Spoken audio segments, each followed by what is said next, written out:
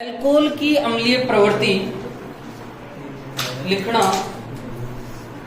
Alcohol की अम्लीय प्रवृत्ति या प्रकृति, ऐसे लिख लो, अम्लीय प्रकृति।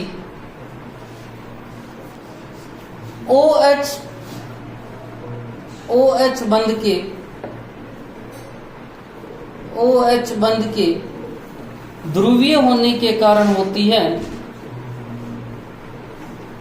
ध्रुवीय होने के कारण होती है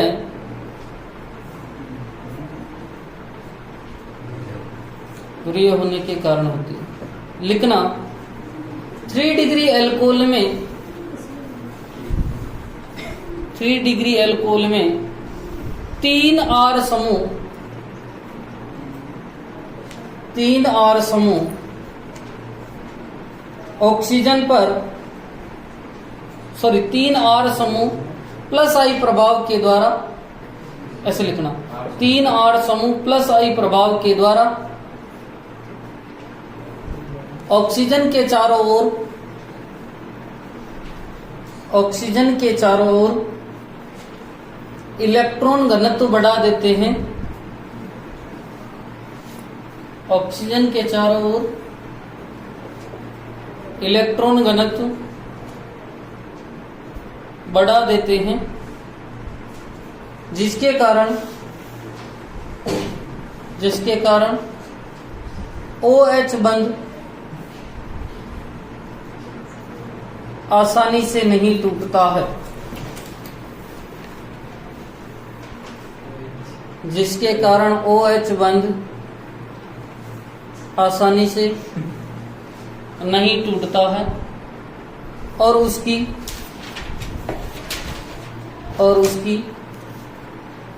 अम्लीय प्रकृति सबसे कम होती है।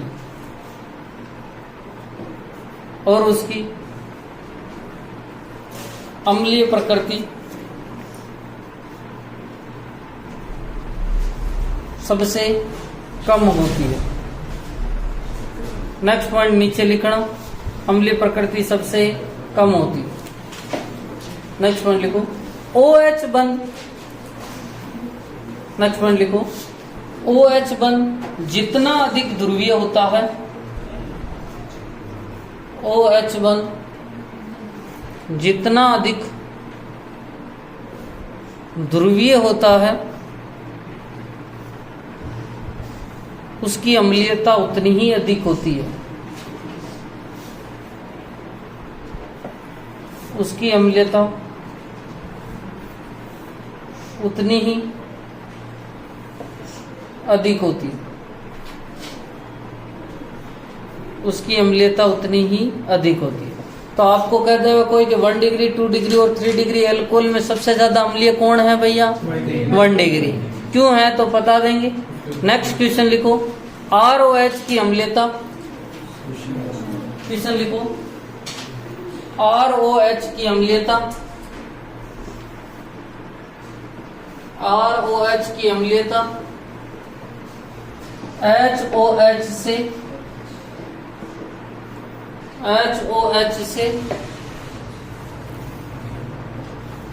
कम होगी, ज्यादा होगी? अल्कोहल इस H2O से अम्लीय ज्यादा होगा, कम होगा? कम होती है। क्यों? ROH की अम्लीयता HOH से कम होती है, क्यों? अब देखो, यही है ना, सुनना, इधर देखो। ROH में R का कौन सा प्रभाव लगता है? प्लस, जिसके कारण ऑक्सीजन के चारों ओर इलेक्ट्रॉन घनत्व बढ़ जाता है और OH बंध की ध्रुवीयता कम हो जाती है। OH बंध की ध्रुवीयता कम, और जिसके कारण H प्लस आसानी से नहीं निकलेगा, तो अम्लीयता क्या हो जाएगी? कम। सही है।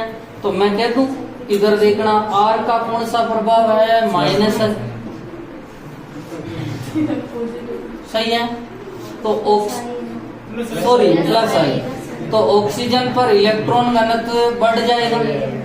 ऑक्सीजन पर इलेक्ट्रॉन घनत्व अधिक हो, OH बंध की ध्रुवीयता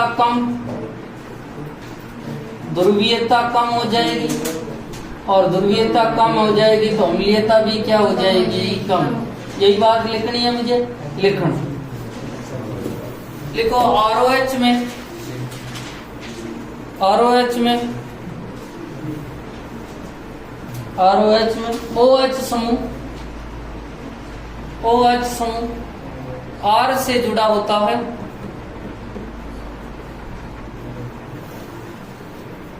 R से जुड़ा होता है। R का प्लस आई प्रभाव होने के कारण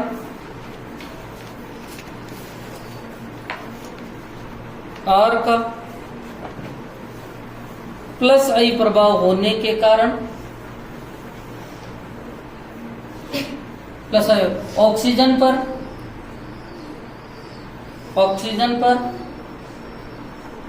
इलेक्ट्रॉन घनत्व बढ़ जाता है, ऑक्सीजन पर इलेक्ट्रॉन घनत्व बढ़ जाता है, जिसके कारण OH बंध की ध्रुवीयता में OH बंध की ध्रुवीयता में कमी आती है, OH बंध की ध्रुवीयता में कमी आती है और H प्लस का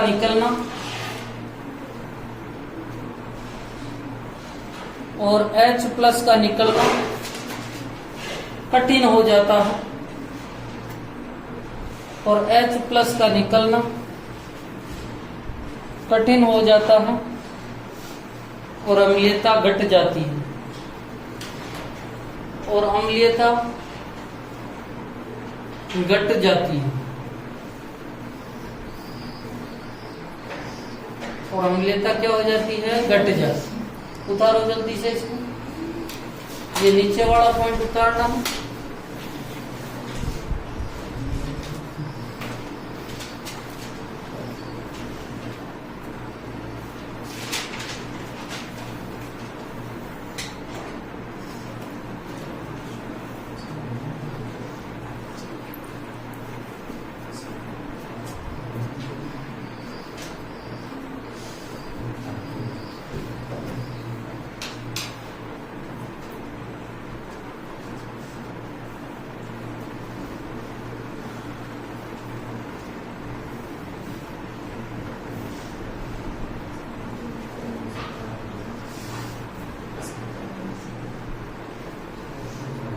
अपनी कॉपी के ऊपर वो लिख दिया ना, अम्लीयता जो समानुपाती होती है। जिन्होंने नहीं लिखा है वो लिख लेना। अम्लीयता समानुपाती -I और -R और विकर्मानुपाती होती है +I और +R। अम्लीयता का नियम यही है।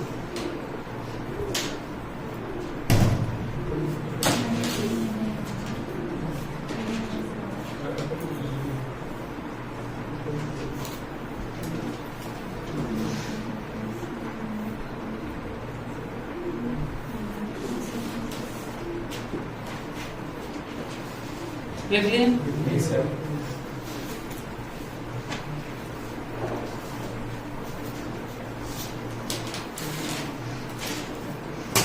हाँ, नेक्स्ट हेडिंग लिखो एस्टरीकरण।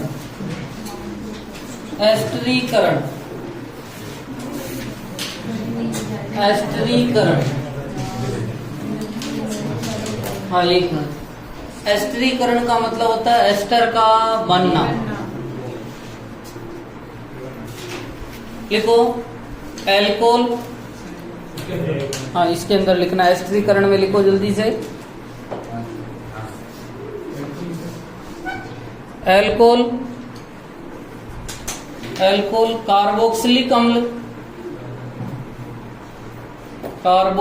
अम्ल, एल्कोहल कार्बोक्सिलिक अम्ल, एसिड हैलाइड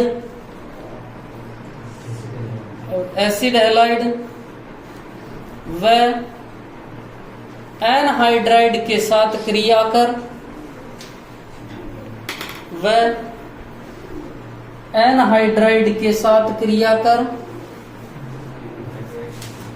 एनहाइड्राइड के साथ क्रिया कर एस्टर का निर्माण करते हैं। एनहाइड्राइड के साथ क्रिया कर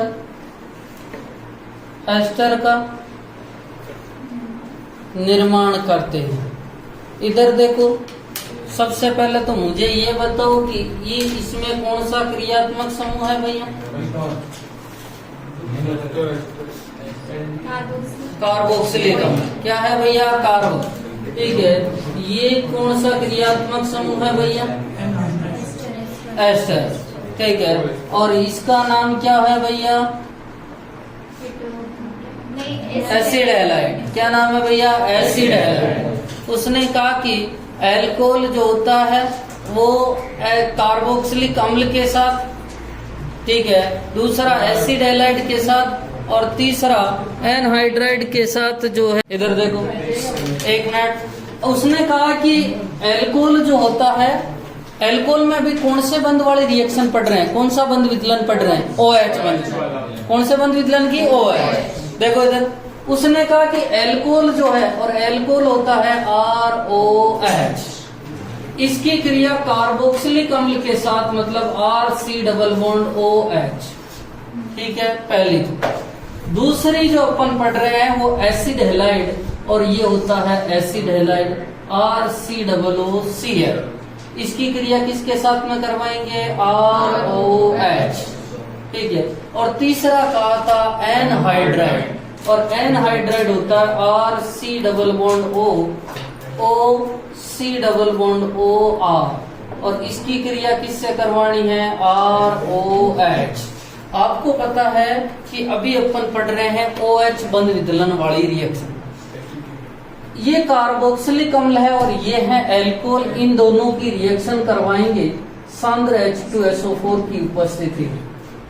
ठीक है, क्या होगा? OH बंध का विदलन होगा। किसका विदलन होगा? OH। इसके कारण इस पे तो माइनस आ जाएगा और इस पे प्लस। यहाँ भी CO बंध विदलन होगा और यहाँ पर माइनस और इस पे प्लस। क्या बनेगा भैया? देखो, RC≡OOR, और RC≡OR क्या होता है? एस्टर। ठीक है, इस पे मैं डैश लगा दूं तो इस पे डैश लगेगा, और ये बन गया एस्टर, और साथ में क्या बन गया? H2। क्या बन गया भैया? H2। नेक्स्ट देखते हैं, यहाँ पर क्या होता है? कार्बन और क्लोरीन में से आपको पता है क्लोरीन में माइनस और कार्बन पे प्लस। ठीक है, यहाँ पर ऑक्सीजन पे माइनस और H प्लस, ये दोनों क्या बना लेंगे? HCl। यहाँ तो देख सकते हो, ये जो रिएक्शन होती है ये पिरिडीन की उपस्थिति में होती है, और पिरिडीन की उपस्थिति में एक रिएक्शन डार्जन भी हुई थी।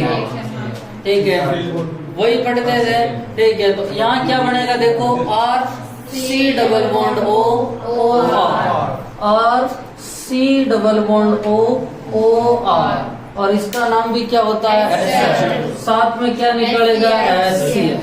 ठीक है, तीसरा अपन पढ़ रहे हैं एनहाइड्राइड। क्या होता है? एनहाइड्राइड। एनहाइड्राइड जो बनता है वो दो एसिड जो भी होते हैं उनमें से H2O को बाहर निकाल देते हो तो एनहाइड्राइड बनता है। जैसे दो एसिड C≡OOH, RC≡OOH, ये दोनों एसिड है, इसमें से मैं H2O को बाहर निकाल दूं, H2O का मतलब यहाँ से H और यहाँ से OH। अब देख सकते हो आप, ये एनहाइड्राइड है। RC≡OOCOOR, देखो, RC≡OOCOOR, ये क्या है भैया? एनहाइड्राइड।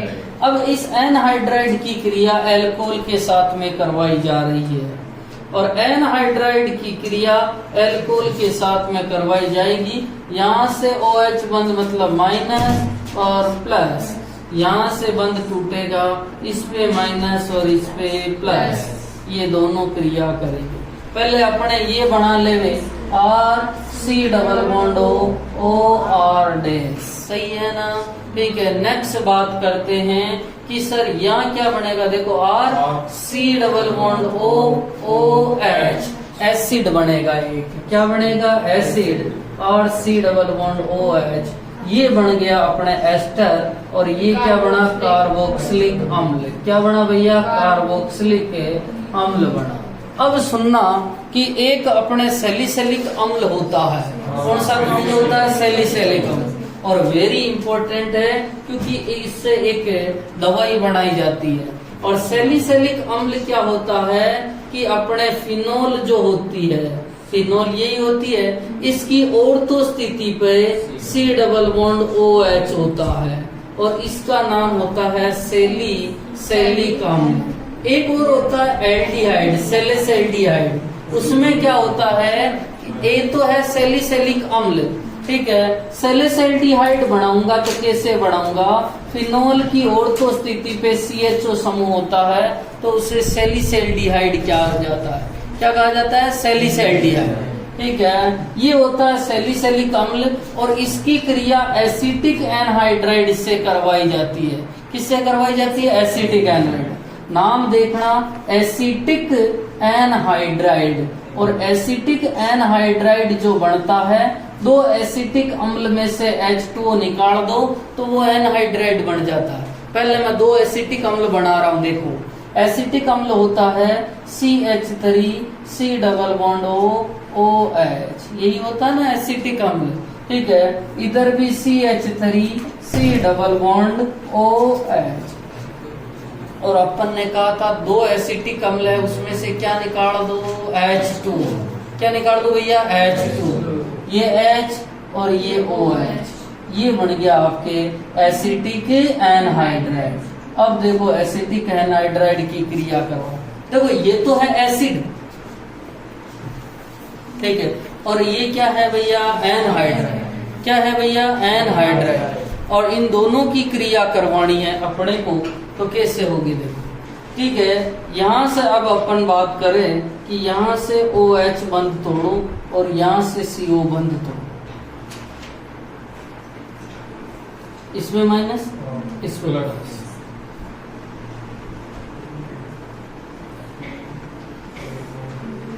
समझ में आया क्या, ठीक है। ऑक्सीजन पे कौन जुड़ जाएगा, C double bond O CH3, ठीक है। OH, ठीक है, C double bond O C double bond O, ठीक है।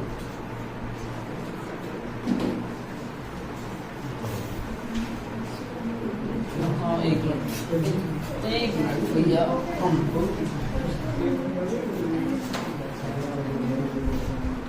एक C डबल बॉन्ड OH, एक ये दोनों, एक मिनट देखना इधर, ये दोनों एक दूसरे के ऑर्थो स्थिति पे हैं। मैं इसको इधर ले और इसको इधर ले तो क्या कोई फर्क पड़ता है क्या, अरे बोलो भाई नहीं, ठीक है।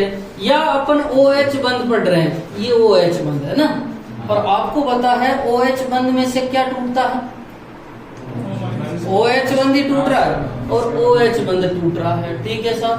अब देखो मैं इसको क्या कर रहा हूँ, इसको कॉम्प्लेक्स को सिंपल बनाने के लिए क्या कर देता हूँ कि C डबल बॉन्ड OH को तो ऊपर लिख देता हूँ और OH को कहाँ लिख देता हूँ, नीचे, तो भी अम्ल ही रहेगा, सैलिसिलिक अम्ल।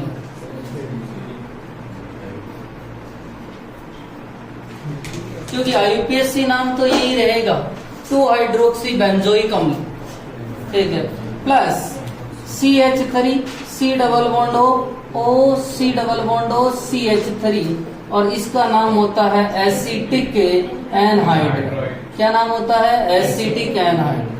OH बंद टूटेगा और OH बंद टूटेगा तो आपको पता है माइनस प्लस, ठीक है। यहाँ CO बंद टूटेगा माइनस प्लस, ये क्या निकल जाएगा भैया, CH3 C double bond OH, ठीक है। एक तो एसिटिक अम्ल निकल जाएगा, साथ में ये ऑक्सीजन के साथ में कौन जुड़ जाएगा, C double bond O CH3,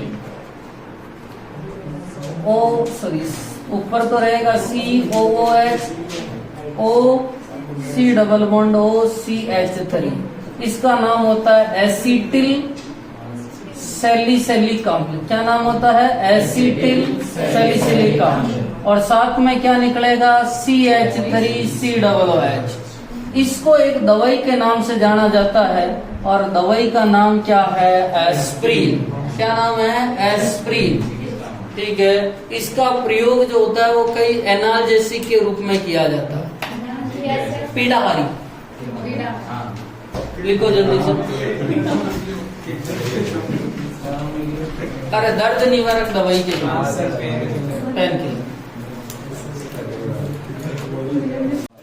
question लिखना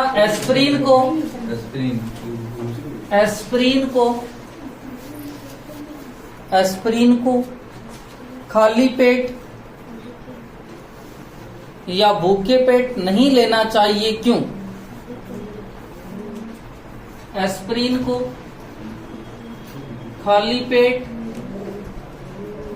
या भूखे पेट नहीं लेना चाहिए, क्यों? नहीं लेना चाहिए, क्यों?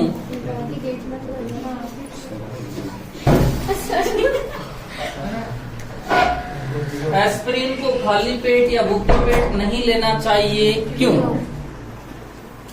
हाँ, बस देखो ये होती है एस्प्रिन, ठीक है, और जिसे कहा जाता है एसिटिल सैलिसिलिक अम्ल।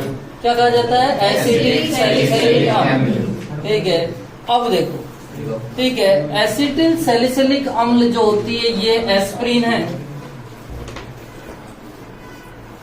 ये क्या करती है? अपने पेट में जो जल होता है, जल के साथ में क्रिया करके जो है अपने पेट में अम्ल भी होता है और जल भी होता है, तो ये जल अपघटित हो जाती है। और जल अपघटित होने का मतलब यहाँ से बंध टूटता है। ऑक्सीजन पे तो कौन सा चार्ज जाता है भैया? माइनस, और इस पे कौन सा जाता है? प्लस। कौन है रे?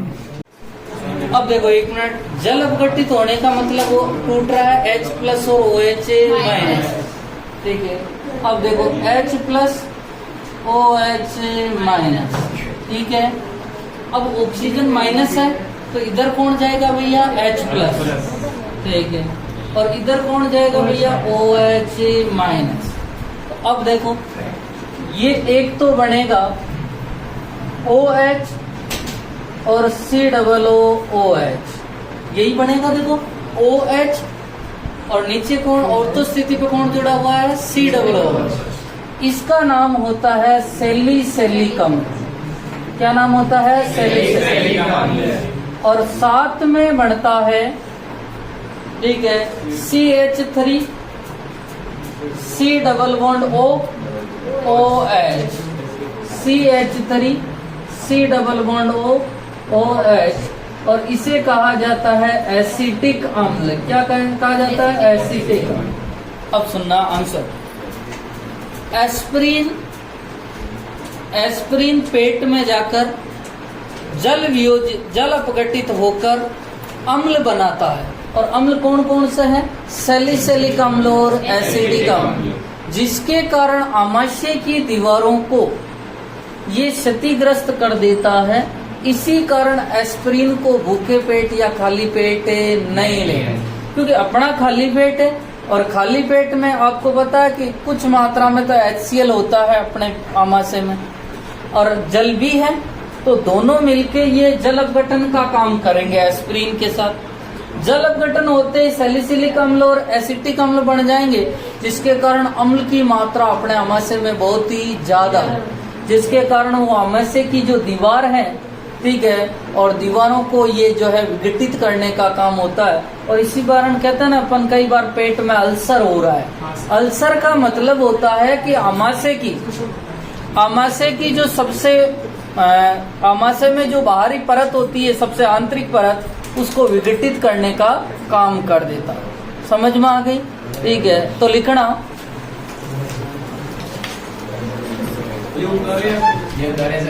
पहले लिखो एस्प्रिन आमाशय में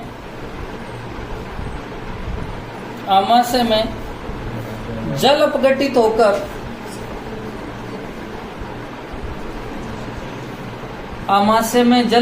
होकर सैलिसिलिक अम्ल व एसिटिक अम्ल का निर्माण करती है। सैलिसिलिक अम्ल व एसिटिक अम्ल का निर्माण करती है। सैलिसिलिक अम्ल व एसिटिक अम्ल का निर्माण करती है, जिसके कारण यह आमाशय की परतों को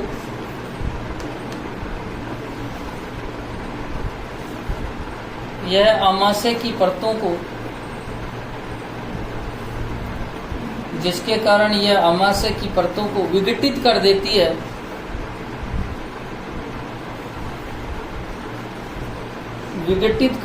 है।